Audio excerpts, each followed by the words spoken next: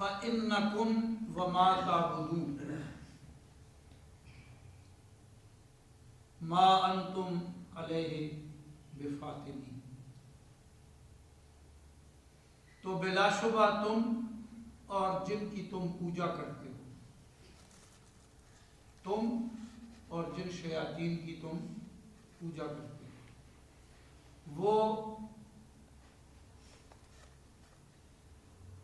ایسی طاقت نہیں رکھتے کہ کسی کو اس کے ہاتھ سے لے لیں بہکا کر، الا من ہوا صال الجحیم، سوائے اس کے کہ جو دوزخ میں گرنے والا ہے۔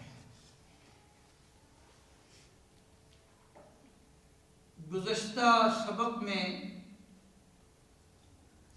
ہم نے یہ پڑھا کہ مکہ کے مشرکوں نے فرشتوں کو اللہ پاک کی بیٹیاں کہا اور ان کی مائیں جننیوں کو کہا، یعنی اللہ رب العالمین کا نسب بنا دیا۔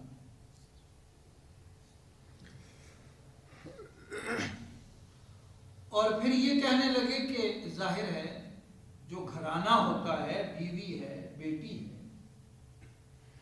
تو اسے بھی اختیارات حاصل ہو جاتے ہیں، چونکہ یہ فرشتے اور جنیاں یہ اللہ کی بیویاں اور بیٹیاں بن گئیں، تو اب انہیں اختیار حاصل ہے۔ پھر ایک اور بات کہتے تھے کہ یہ جو فرشتے ہیں یہ جس کو چاہیں نیکی کی راہ پہ چلا دیتے ہیں، جبکہ جنات برائی کی طرف لے جاتے ہیں۔ حق تعالیٰ نے فرمایا ایسا کسی کو اختیار حاصل نہیں ہے۔ فَإِنَّكُمْ وَمَا تَعْبُدُونَ مَا أَنْتُمْ عَلَيْهِ بِفَاتِنِينَ، ہدایت دینا نہ دینا یہ اللہ پاک کا اختیار ہے، اس میں کسی جن کو کوئی جنی کو کوئی اختیار حاصل نہیں، نہ فرشتوں کو اختیار حاصل ہے کہ وہ کسی کو ہدایت پہ لے آئیں یا گمراہی میں جھونک دیں، ایسا نہیں۔ الا من ہوا صال الجحیم، ہاں ایک شخص اپنا ارادہ اور اپنا طریقہ اور راستہ ایسا رکھتا ہے، از خود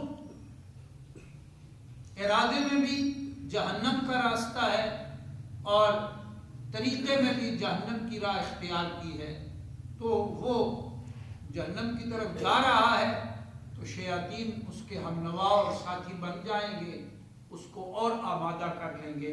اس سے پتہ چل گیا کہ اگر ہم خود برائی کا ارادہ نہ کریں اور ہم خود برائی کی طرف نہ جائیں تو ہمیں کوئی طاقت برائی کی طرف نہیں لے جا سکتی۔ یہ بات بتا دی، اصل میں ان کے عقیدے پہ ضرب لگائی۔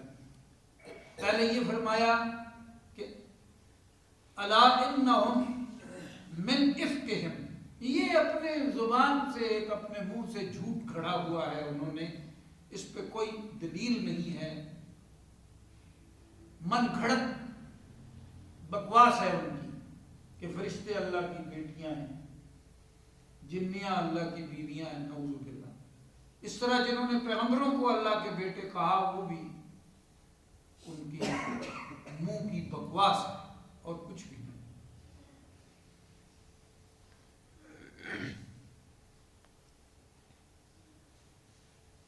یہ بات بتائی گئی تو اب یہ رد کر دیا، اگلا عقیدہ ان کا تھا کہ فرشتوں کو بھی اختیار اللہ پاک کے اختیار کی طرح اختیار حاصل ہے اور جنات بھی اختیار رکھتے ہیں۔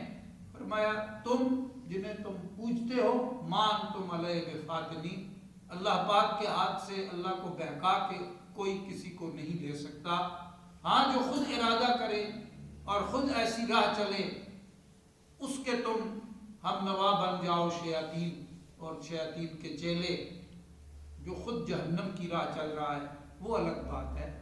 اللہ رب العالمین سے کوئی کسی کو چھین نہیں سکتا. یہ سب فیصلے اللہ پاک کے ہوتے ہیں. وَمَا مِنَّا إِلَّا لَهُ مَقَامٌ مَعْلُومٌ. یہ فرشتوں کی بات ارشاد فرمائی. یہ تینوں آیتیں فرشتوں کی بات ہے. جیسے انسانوں کی بات اللہ پاک ارشاد فرما دیتے ہیں، یہ اب فرشتوں کی بات ہے. اللہ پاک فرما رہے ہیں کہ فرشتے کہتے ہیں ہمیں پتہ ہے کہ ہمارا کیا درجہ اور مقام ہے. وَإِنَّا لَنَحْنُ الصَّافُونَ. ہم ہی ہیں جو صف بصف اللہ پاک کے سامنے پیش ہیں اور اس کے اشارے اور اس کے حکم پر کاربند اور پابند ہیں. کوئی اختیار ہمیں اللہ کے اختیار میں سے حاصل نہیں ہے. وَإِنَّا لَنَحْنُ الصَّافُونَ. ہم صف بصف ہیں، صف بستہ ہیں، بس اس کی بارگاہ میں کھڑے ہیں، حاضر ہیں، غلام ہیں، تابعدار ہیں، حکم کے بندے ہیں. جو حکم ملتا ہے بجا لاتے ہیں. وَإِنَّا لَنَحْنُ الْمُسَبِّحُونَ. اور ہم ہی تو ہیں جو اس کی تسبیح پڑھتے رہتے ہیں. وَنَحْنُ نُسَبِّحُ بِحَمْدِكَ وَنُقَدِّسُ لَكَ. صافون والصافات صفا. جس طرح سورۃ شروع میں ہم نے پڑھی تھی، گزشتہ سبق میں بھی میں نے عرض کر دی. فرشتوں کی بات کو اللہ پاک نے بیان کر دیا. جیسے پہلے فرمایا کہ فرشتے کیا اعلان کرتے ہیں، کیا عقیدہ رکھتے ہیں. ان الہکم لواحد.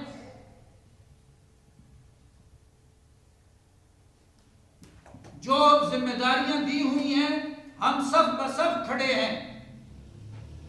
ہمیں جو کام ملتا ہے ہم فوراً بجا لاتے ہیں. ایک سوتر ادھر ادھر نہیں ہوتے. بیٹیاں نہیں ہیں اللہ کی، نہ اختیار میں شریک ہیں. تمہارا بھی وہ الہ ہے، ہمارا بھی وہ الہ ہے. ہم بھی اس کی بندگی کرتے ہیں، تم پر بھی لازم ہے کہ اسی کی بندگی کرو. وَإِن كَانُوا لَيَقُولُونَ. یہ اب اہل مکہ کی بات بیان ہو رہی ہے. اور بلا شبہ وہ کہا کرتے ہیں لو انا عندنا ذکر من الاولین، کہ کاش ہمارے پاس وہ جو پیغمبر گزر گئے ہیں، گزری ہوئی ہستیاں ہیں جن کے نام اور تذکرے ہم سنتے ہیں، ان کی نصیحت ہمارے پاس ہوتی. لَكُنَّا عِبَادَ اللَّهِ الْمُخْلَصِينَ. تو ہم اللہ کے ولی ہوتے، ضرور اللہ کے ولی ہوتے. فَكَفَرُوا بِهِ. پھر اس کا انکار کر دیا انہوں نے. فَسَوْفَ يَعْلَمُونَ. بس بہت جلدی انہیں پتہ چل جائے گا. کیسے انکار کیا؟ وہ تو سابقہ گزرے ہوئے انبیاء کرام ہیں، رسول اعظام ہیں، وہ سب جلیل القدر پیغمبر وہ تو گزر چکے. اللہ پاک نے فرمایا اسی کا انہوں نے انکار کیا.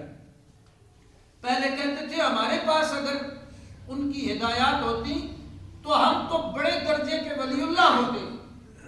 کثرت عبادت اور اخلاص بھری اطاعت کی وجہ سے اور اس کے تسلسل کی وجہ سے ہم اللہ کے مقربین لوگ ہوتے.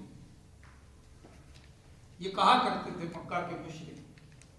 اب فرمایا ساروں کا انہوں نے سب بات کا انکار کر دیا. دراصل بات یہ ہے کہ انہوں نے رسول پاک صلی اللہ تعالی علیہ وسلم کی نبوت و رسالت اور ختم نبوت کا اور آپ کی مقدس اور متبرک تعلیمات کا انکار کر دیا. جس نے رسول پاک صلی اللہ علیہ وسلم کا انکار کیا ہے وہ ایسے ہے جیسے اس نے سارے پیغمبروں کا انکار کر دیا.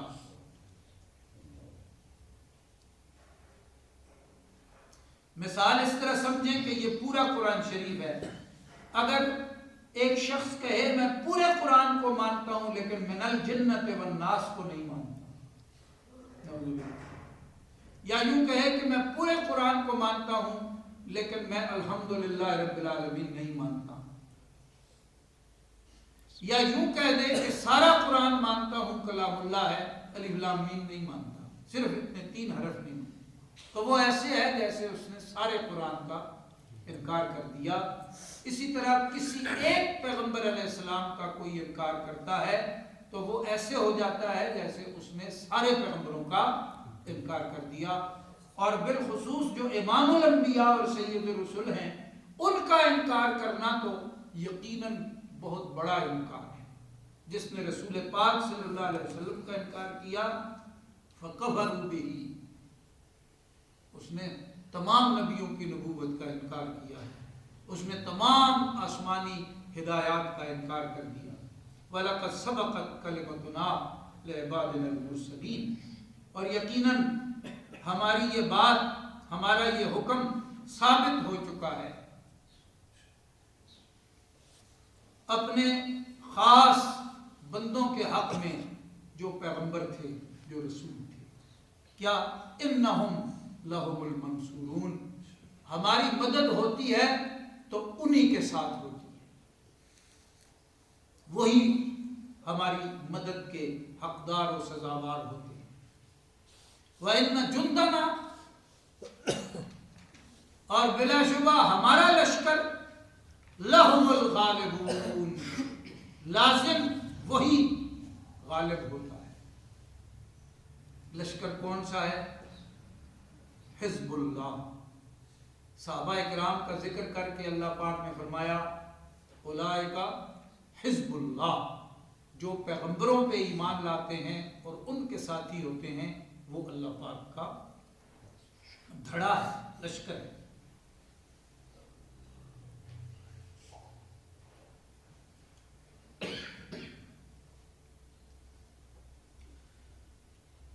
جو انبیاء کرام کی ہدایات و تعلیمات پہ کاربند ہوتے ہیں ان کے بارے میں اللہ پاک نے فرمایا قرآن شریف میں، وہ کیا ہے؟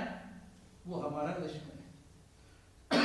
کہیں جند اللہ فرمایا، کہیں حزب اللہ۔